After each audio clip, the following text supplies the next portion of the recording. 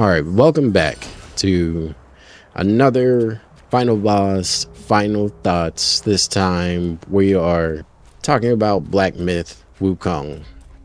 We just recently finished this one up. I know right now Resident Evil Requiem we're working through. If you want to see that, it should be on stream tonight. Black Myth Wukong is an amazing game. The visuals on this game,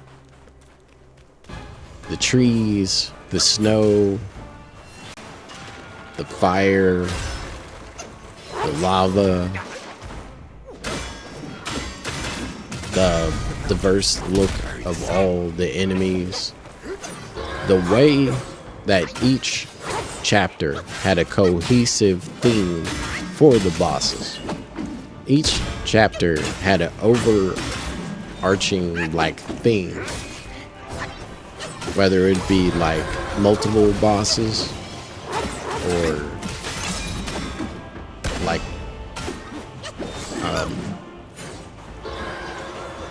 bosses that like to, how can I say, be more elusive, I think is the right word, to like bosses that were more like martial arts and discipline oriented. I think one of the main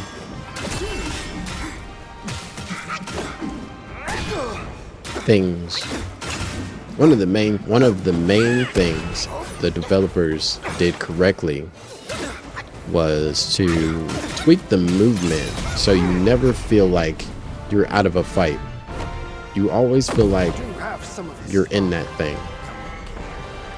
No matter what boss fight it was, I always felt like I could win. Even without upgrading my gear, leveling up. By the time I got to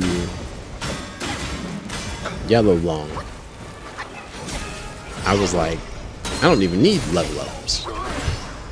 I don't need armor. I don't need nothing. The movement is so good. But that brings us to the other half of these games, which Black Myth Wukong falls into this new hybrid of action RPG and Souls-like, kind of where Neo has planted its flag. I think Ghosts of Tsushima is in that same category, where it's like right on the verge of Souls-like, and then right on the verge of action RPG. And that's where a lot of these developers are trying to put their games now, because the movement inside a Neo or a Black Myth Wukong or a First Berserker Kazan would lead you to action RPG, but a lot of the bosses would say Souls-like, where and a lot of the thoughts around the skill tree and taking, I'm just going to advance this one area. Whereas most of the action RPGs I've played, I've always gone with a more balanced build. Whereas Souls-like, you kind of want to pick a side and stay there. If it's going to be magic, you want to push your magic all the way up. If you're going to be doing base damage, like just weapon damage, you want to push your attack damage all the way up. It's just elemental, that's a thing. Some have like the status effect where you push that up. It just depends, right, in the Souls genre. Whereas action RPG, I usually find you can have it all, you know. But that's my experience with action RPGs. When it comes to Black Myth Wukong bosses, they're so well balanced that you could probably go through the whole game without leveling up and beat it. It might take you a while to get through some of these bosses, and you may not want to play somebody like a Yellow Long, who is like one of the toughest bosses. Only Erlang, I think, was tougher. Every other boss was easily beatable. I think the worst boss on the game is the Yellowtail Wind Sage. Now, that's not because of how tough he is, that's more about how janky he is. There's times where he would step out of the wind and would just stand there and wait. I'd be using like one of my transformations and I'm like, so he's just gonna sit there? I'm like, all right, because I'm waiting to use my item, the one that disperses the wind, until the right time, because the fight wasn't long enough to get it twice, but it also wasn't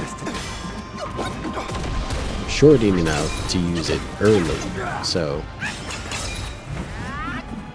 I would always wait until you had like close to a quarter or a third of his life left when he did that last big wind attack, and then I would break his wind, and then I would just go to work.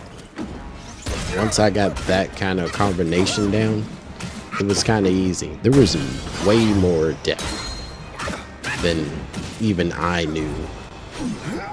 Shout out to the chat, because they got me all the areas. That, and something else I realized after playing Black Myth Wukong is guides help.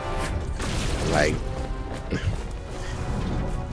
and you almost have to go look for stuff.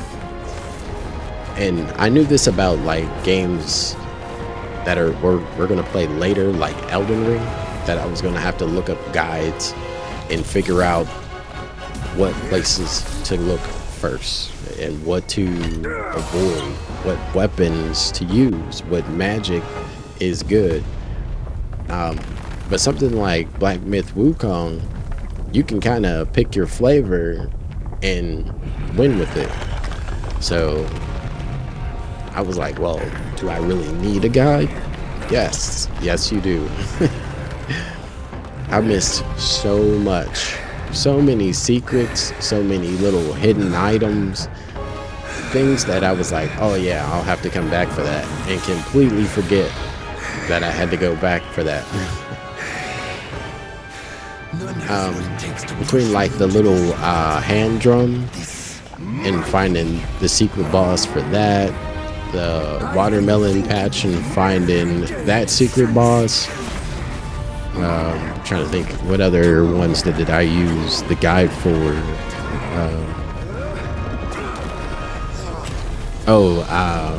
The Long in chapter 6, his location, because you fly right over it. If you're like me and you jump on the cloud and you just want to fly around and check out this new open map, which one of the one knocks I can put on this game is that open area.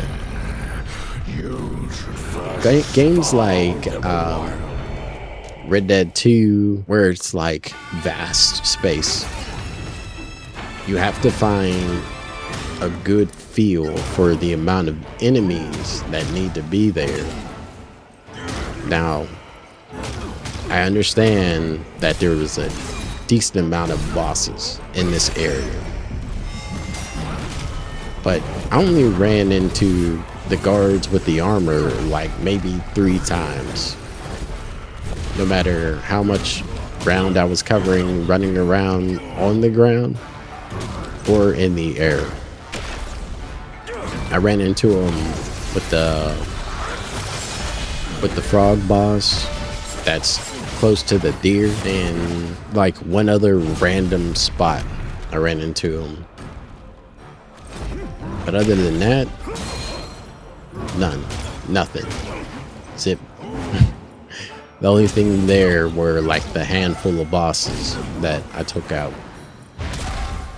And then it was just like a couple of random hippos and some wildlife. Which I did fight the hippos and the leader of the hippos, but in the day, probably my least favorite stage, honestly. Which was surprising, but that's like saying this is the least clear diamond. It's still a diamond, but it's the least clear type of situation.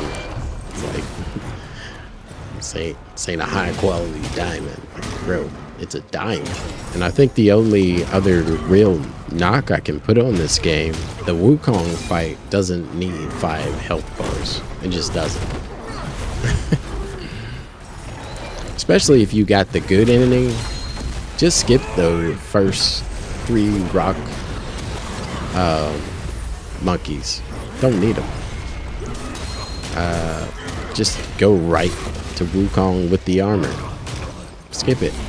Now, if you're doing the bad end of the game, yes, 5 health bars, because you're not getting anything after you beat Wukong.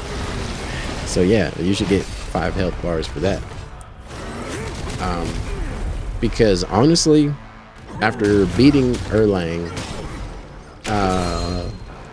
going Mega Wukong and fighting with the Sky Kings, there's not really a lot of extra excitement in the Wukong fight. It's just this long drawn out process to see the final movie and watch the credits roll.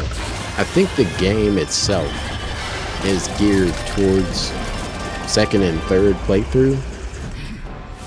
I don't think it's really the best it can be on the first playthrough. I think once you get to your second and third, that's when the game really starts getting good. But as everybody already knows, this is an S-tier game. This game was only for more of the vibe. Like I have to admit the greatness in this game. Like, I'm hard on games, but that's because I've played so many good ones. And this one is up there. Definitely top 10 favorite games of all time, but not top 5. But enjoy the rest of the video. I'm pretty sure I should be fighting the mountains by now, or the Sky Kings. Like, subscribe. Your boy is out.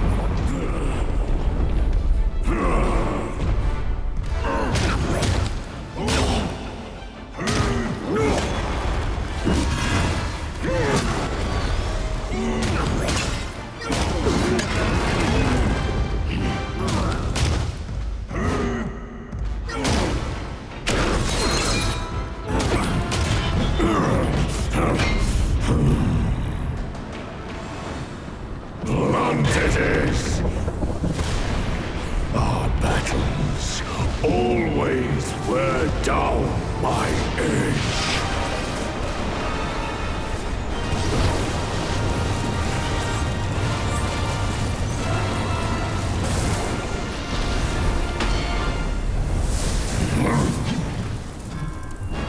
This one should suit you well.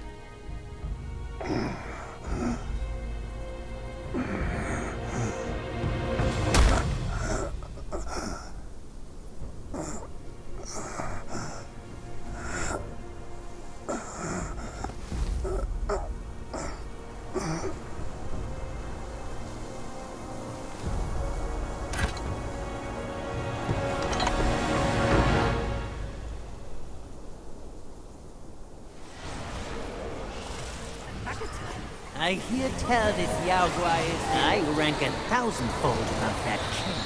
As his sire, he reveres me, and like a deity, he serves me. How dare you think I'm his slave? Kindly chant the loosening spell and release that, Tathagata, so that you can take back my headband and I can be free. The court that Yaguai said he knew somewhat.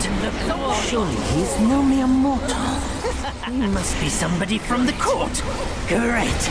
The journey ends here. Those eyes wide to bring them down. Watch me rip it off and break free.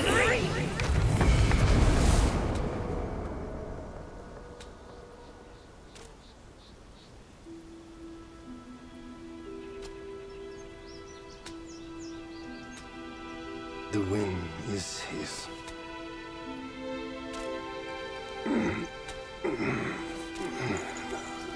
My brothers tested you at my behest. All for this day. And only now do I understand that fight. No prestige can shackle him. No band can keep him caged. A mortal death for an unbound mind and will. May you not fail him. I'm now at peace. Your journey, though, has just begun.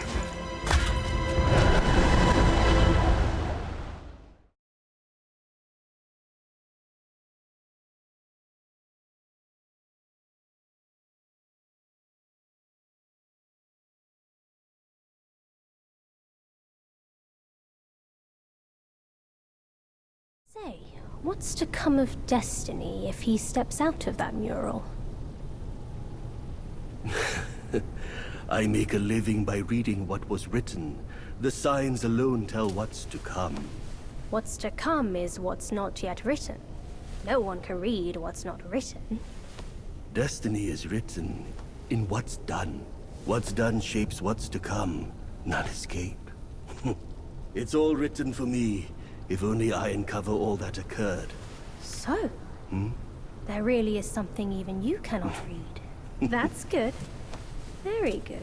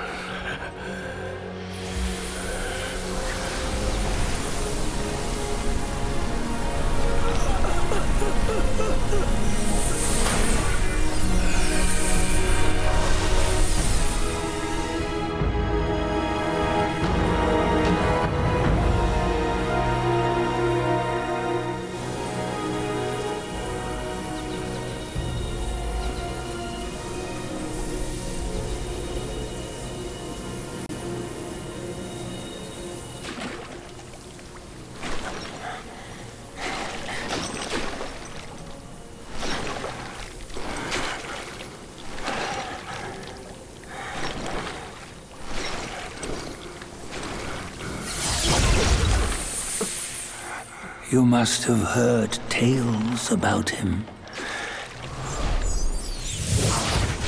Some say he helped Tung Monk fetch the scriptures, was granted Buddhahood, and stayed on Mount Lingshan thereafter.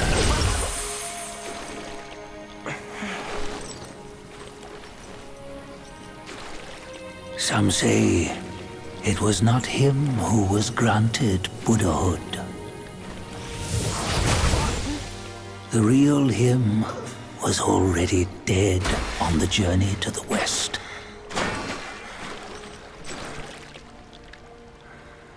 Some say that the journey never happened. He is nothing but a monkey who lives in some storyteller's tall tale. But now, you will hear a tale which no one has ever known.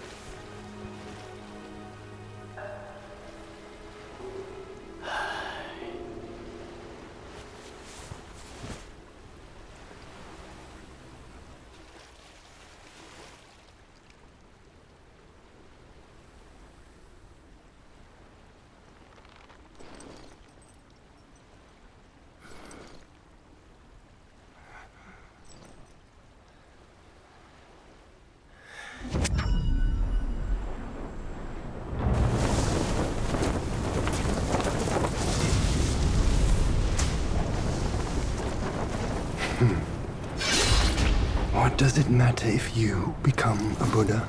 That headband has always been on your head. Keep those eyes wide open. Watch me rip it off and break free. Soon, Wukong.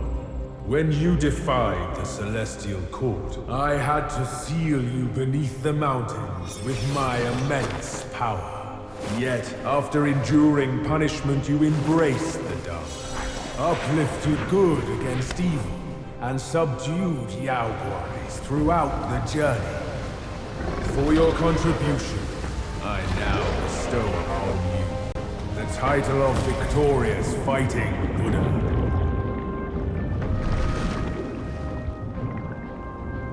He defied the Celestial Court, and the Jade Emperor imposed 3 ordeals. Only when the chicken finishes pecking the rice, the dog laps up the flowers, and the lamp burns through the key, the rain will fall.